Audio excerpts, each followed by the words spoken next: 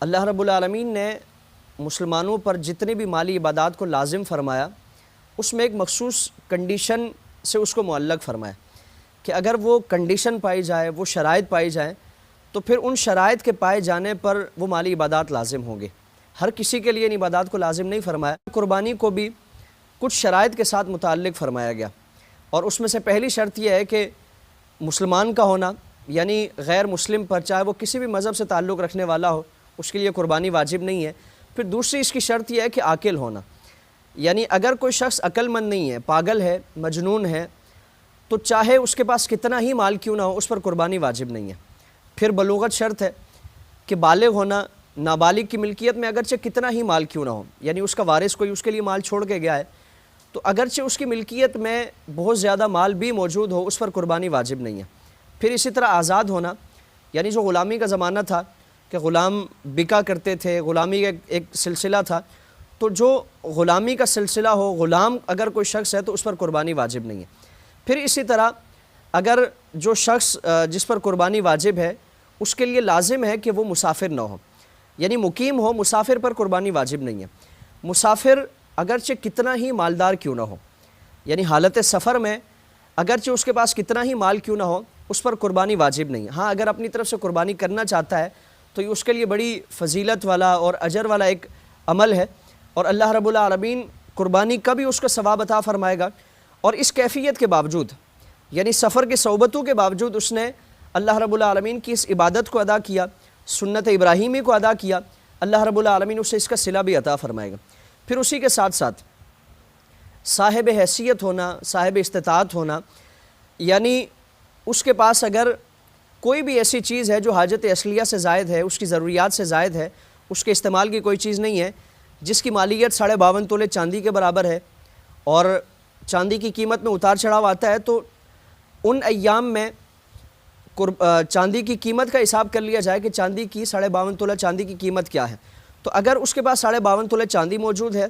یا اس کی قیمت کی کوئی بھی اضافی کوئی چیز موجود ہے، یا مال تجارت موجود ہے، یا سیونگ میں اس کے پاس کوئی پیسہ موجود ہے، یا غیر استعمال شدہ کوئی بھی شے اس کے پاس موجود ہے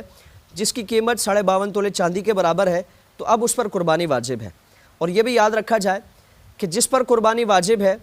اس پر لازم ہے کہ پہلے وہ اپنی طرف سے قربانی کرے۔ ہمارے ہاں ایک تصور پایا جاتا ہے، ہمیں یہ شوق ہوتا ہے کہ ہم فلاں کی طرف سے قربانی کریں۔ ایک بحیثیت مسلمان آپ صلی اللہ تعالیٰ علیہ وآلہ وسلم سے نسبت کی وجہ سے ہماری یہ خواہش ہوتی ہے کہ ہم اپنے آقا و مولا حضور کی طرف سے قربانی کریں،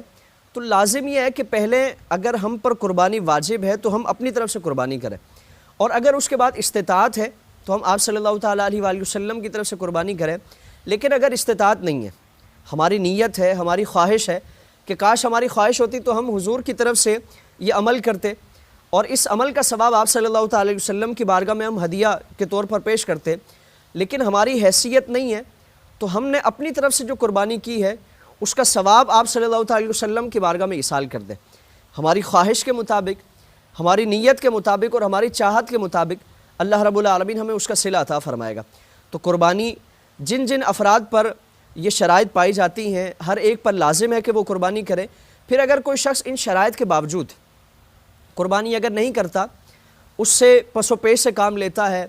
تساہل سے کام لیتا ہے، تو سید عالم صلی اللہ علیہ وسلم کا وہ فرمان ہمارے پیش نظر ہونا چاہیے۔ آپ صلی اللہ علیہ وسلم نے بطور سرزنش اور بطور ناراضگی ایسے افراد سے متعلق فرمائے کہ جو استطاعت کے باوجود قربانی نہیں کرتے، اس عمل کو اختیار نہیں کرتے، تو فرمائے کہ انہیں چاہیے کہ وہ آج ہماری عیدگاہ کے قریب نہ آئیں، یعنی حضور ان کو اپنے آپ سے دور کر رہے کہ انہیں کوئی حق نہیں پہنچتا کہ وہ ہمارے ساتھ نماز عید کے لیے شامل ہوں، ان سعادتوں میں ہمارے ساتھ شامل ہوں، ان برکات کے حصول کے لیے ہمارے ساتھ شامل ہوں۔ تو ہم تصور کریں کہ قربانی واجب ہونے کے باوجود اگر کوئی شخص نہیں کرتا تو اس کے لیے آپ صلی اللہ علیہ وسلم اتنی مذمت، وعید اور ناراضگی کا اظہار فرما رہے ہیں، تو اس کا مقام کیا ہوگا؟ تو جس شخص پر بھی قربانی واجب ہے وہ اپنی طرف سے قربانی کرے، اور پھر قربانی کے 3 ایام میں اگر کسی کے پاس بھی اتنا مال آ جاتا ہے، یعنی کسی پر پہلے اگر مال موجود تھا تو ظاہر اس پر قربانی واجب ہے، لیکن پہلے اگر کسی کے پاس مال موجود نہیں تھا، قربانی کے 3 دن اور 2 راتوں میں اگر کسی کے پاس اتنا مال آ جاتا ہے تو اس پر قربانی واجب ہے، چاہے وہ آخری دن غروب آفتاب سے پہلے ہی کیوں نہ ہو۔ اور پھر اگر کسی نے قربانی کا جانور لیا اور قربانی نہیں کر پایا، ایام گزر گئے، کسی وجہ سے، کسی مجبوری یا عذر کی وجہ سے قربانی نہیں کر پایا، تو اب اس پورے جانور کو صدقہ کرنا اس پر لازم ہے۔ لیکن اگر کسی شخص نے قربانی کا جانور بھی نہیں خریدا، یعنی باوجود استطاعت کے اور واجب ہونے کے اگر اس نے جانور نہیں خریدا، تو اب اس پر لازم ہے کہ اس جانور کی مکمل قیمت، یعنی جو چھوٹے سے چھوٹا جانور ہے، مثال کے طور پر بکری ہے، تو اس کی مکمل قیمت کو صدقہ کرنا اس پر لازم ہے۔ اب یہ نہیں کیا جا سکتا کہ وہ بکری خرید کر پھر اس کا گوشت صدقہ کرے یا کسی کو دے دے۔ اب مکمل طور پر اس کی مالیت جتنی بھی ہے، اس کی قیمت ہے، اس کا صدقہ کرنا یہ واجب ہوگا۔ اللہ رب العالمین عمل کی توفیق عطا فرمائے۔